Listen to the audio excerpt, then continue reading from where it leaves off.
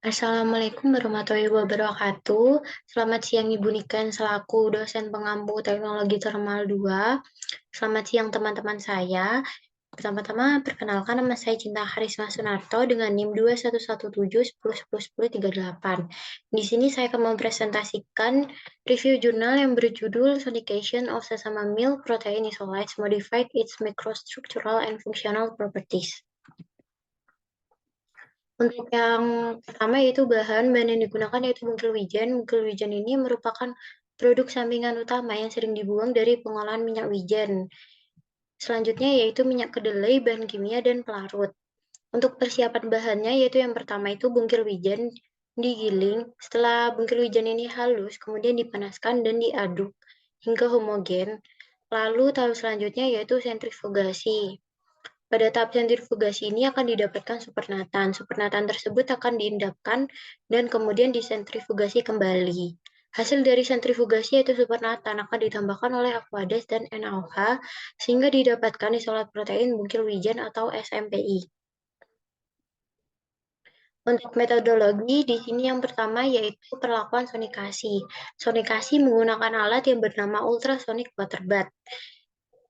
Jadi perlakuannya yaitu 40 mg SMPI didispersikan dalam 10 mmol per liter busur fosfat dengan pH 7, diaduk secara magnetis selama 1 jam agar homogen. Selanjutnya 30 ml dispersi SMPI dipindahkan ke dalam dabung kerucut 50 ml. Setelah itu dilakukan sonikasi dengan kondisi daya yang berbeda yaitu 100, 150, dan 200 watt selama 30 menit dengan suhu 45 derajat Celcius. SMPI yang tidak disonikasi dilambangkan dengan variabel SMPI dan digunakan sebagai kontrol. Untuk SMPI yang disonikasi dilambangkan dengan variabel SSMPI diberi label dengan tergantung pada daya sonikasi yang digunakan. Untuk analisis yang pertama yaitu ukuran partikel dan potensial zeta. Diukur pada tingkat pH yang berbeda yaitu pH 4, 6, dan 8 menggunakan laser diffraction nanoparticle size analyzer. Untuk struktur mikronya ini dianalisis menggunakan mikroskop elektron dan massa molekul digunakan sebagai standar massa molekul untuk memperkirakan berat molekul sampel protein. Analisis yang selanjutnya yaitu spektroskopi inframerah transformasi Fourier menggunakan spektrofotometer FTIR. Untuk analisis fluoresensi ini menggunakan spektrofotometer fluoresensi, sedangkan hidrofobitas diukur menggunakan probe fluoresensi 1 anilino 8 naphthalene sulfonat atau yang disingkat ANS. Indeks H0 protein dihitung menggunakan kemiringan awal plot konsentrasi F1 dengan protein yang dihitung menggunakan analisis regresi linear. Untuk kelarutan ini diukur menggunakan uji spektrofotometri Bradford pada tahun 1976 dan kelarutan protein ini dihitung menggunakan persamaan sebagai berikut. Untuk analisis sifat pengemulsi, di sini ada dua sifat pengemulsi yang dianalisis. Yang pertama yaitu indeks aktivitas pengemulsi atau yang disingkat EAI dan indeks stabilitas emulsi atau yang disingkat ESI. Untuk penentuan EAI dan ESI ini dihitung menggunakan persamaan seperti ini. Untuk selanjutnya yaitu analisis penyerapan air dan lemak. Untuk penyerapan air ini disebut water absorption capacity atau yang disingkat WAC, ditentukan dengan membagi volume air yang diserap dalam mili dengan berat sampel protein dalam gram. Untuk penyerapan lemak ini disebut fat absorption capacity yang disingkat FAC, ditentukan dengan membagi volume minyak yang diserap atau dalam bentuk mili dengan berat sampel protein dalam bentuk gram. Untuk semua analisis data tersebut menggunakan software bernama SPSS. Selanjutnya yaitu hasil dan pembahasan. Yang pertama adalah ukuran partikel. Bisa dilihat dari gambar 1A ini, untuk ukuran partikel semakin besar seiring bertambahnya pH yang digunakan. Namun, terjadi penurunan hingga 100 nm dengan meningkatnya kekuatan sonikasi. Pengecilan ukuran partikel ini dapat dikaitkan dengan efek kavitasi yang disebabkan oleh sonikasi yang menyebabkan retaknya partikel. Untuk yang selanjutnya yaitu ada potensi zeta isolat protein bungkil wijen seperti gambar ini. menunjukkan variasi tergantung pada pH. Ini merupakan pH 4, ini pH 6, dan ini pH 8. Ini dapat dilihat SMPI tanpa sonikasi, nilai potensial zeta-nya itu rendah akibat adanya agregasi di sekitar titik isoelektriknya. Namun potensi zeta SMPI ini meningkat seiring dengan meningkatnya pH. Kemungkinan besar disebabkan oleh interaksi elektrostatik antar partikel SMPI. Untuk yang selanjutnya yaitu analisis struktur mikro. Ini merupakan gambar SMPI tanpa perlakuan sonikasi. Ketiga ini merupakan SMPI yang telah disonikasi dengan daya yang berbeda. Ini merupakan daya 100, ini 150, dan ini 200. Dapat dilihat dari keempat gambar ini terdapat perbedaan. Ketika SMPI telah disonikasi seperti ketiga gambar di sini, fragmennya tuh menjadi lebih kecil dan keseluruhan struktur menjadi lebih kompak dibandingkan bentuk awal yang seperti ini.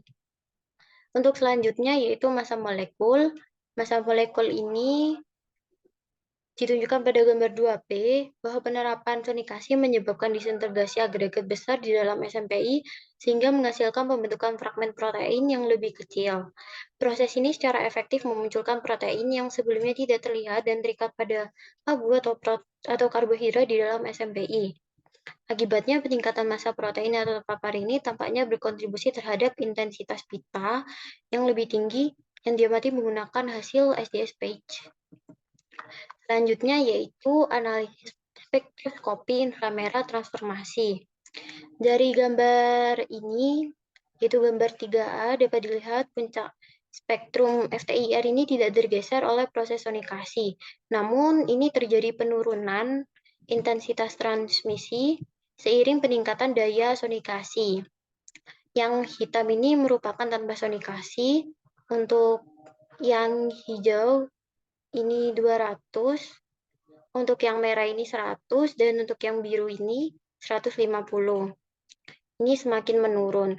Penurunan ini disebabkan oleh interaksi antar gugus fungsi dalam protein yang menyebabkan perubahan spektrum FTIR.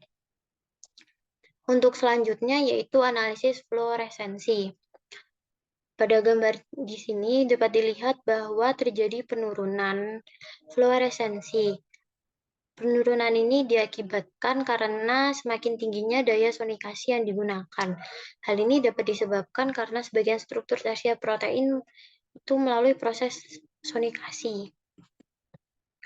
Selanjutnya yaitu hidrofobitas. Untuk hasil hidrofobitas ini dapat dilihat pada gambar 4 bahwa perlakuan sonikasi ini sangat berpengaruh terhadap hidrofobitas. Selain itu, daya sonikasi yang digunakan ini juga berpengaruh, di mana pada daya 200 ini, sonikasinya hidrofobitasnya tuh lebih tinggi dibandingkan tanpa perlakuan sonikasi ataupun sonikasi dengan daya 100.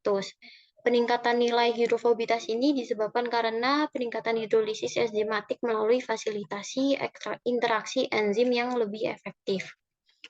Untuk kelarutan dapat dilihat pada gambar 5.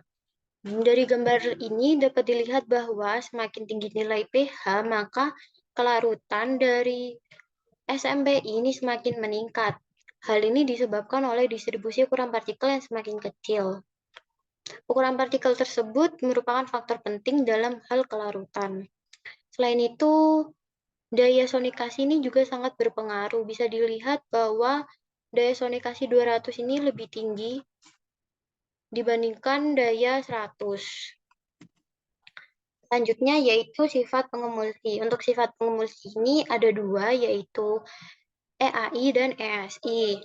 Untuk EAI atau indeks aktivitas pengemulsi ini semakin meningkat seiring meningkatnya pH. Selain itu, proses sonikasi sangat berpengaruh pada indeks aktivitas pengemulsi.